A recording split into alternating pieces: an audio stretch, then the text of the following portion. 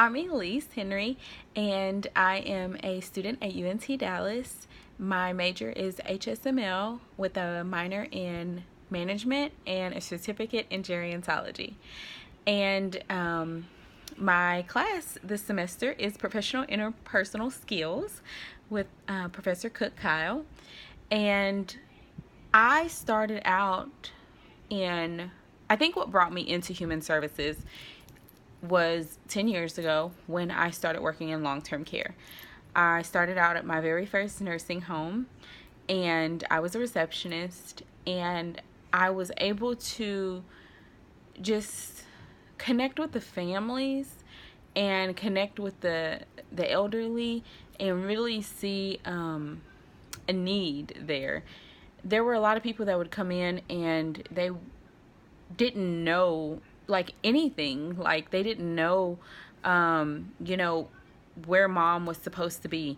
They didn't know, you know, where, what resources were available to them. They just didn't know anything. And so I think that seeing that and wanting to be able to provide for them kind of is where my human service major came in. So, an act of kindness that was made. I can remember being in long-term care, and my son is 11 years old at the moment, but when he was little, and he's always been, you know, there with me, I can remember being a single mom and working 3 jobs and, you know, just trying to make ends meet. And I remember I was so close to some of the families of the residents, and because I had helped them and I had shown my love for their mother and fathers, they in turn, you know, showed me that same love. And, you know, if there were weekends that I had to work and I didn't have a babysitter, I remember some of the family members of the residents, they were like, you know, I'm coming to visit mom on Sunday. So, you know, I know that you have to work and you're the manager on duty and you don't have a sitter. Bring your baby up here and, you know, we'll watch him in the room. No biggie. And like, ironically, like that's how my son learned to walk. He, he would stand in between 2 residents and he would walk from one of them in a wheelchair to the other one in a wheelchair. So it was just really, that when looking back was definitely an act of compassion on their part. They definitely didn't have to do it, but it made me feel kind of just worthy, you know. It made me feel like I can do this. Like I had a support system behind me. And it made it 10 times stronger, the fact that it wasn't family. It was just, you know, random people that I met that I showed love to them and they were compassionate back to me. So I think that,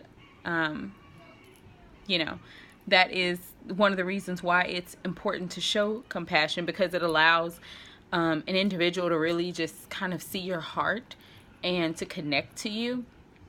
And a lot of times, you know, you don't know what an individual is going through, and showing them that compassion will help them. And you don't even know that you're helping them. You're just naturally just showing them compassion, but it's really helped them in a way that you wouldn't imagine, because I really don't know, you know, what I would have done or where I would be right now if I didn't have certain people like that in my life to help me when I was younger.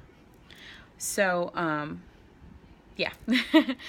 And I think that as far as 5 vocabulary terms that I would use in conversations with my client to show compassion would be understand, in as well as listen, purpose, empathy, and genuine.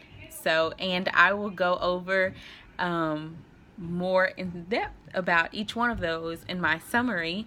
I just think that those are all really good vocabulary terms to have someone really see your heart and see the compassion that you are trying to show them, letting them know that you understand, that you're there available to listen, showing them that they do have a purpose, empathizing with that individual and just being as genuine as possible.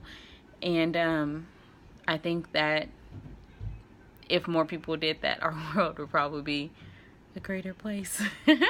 Anyway, I look forward to a really awesome year.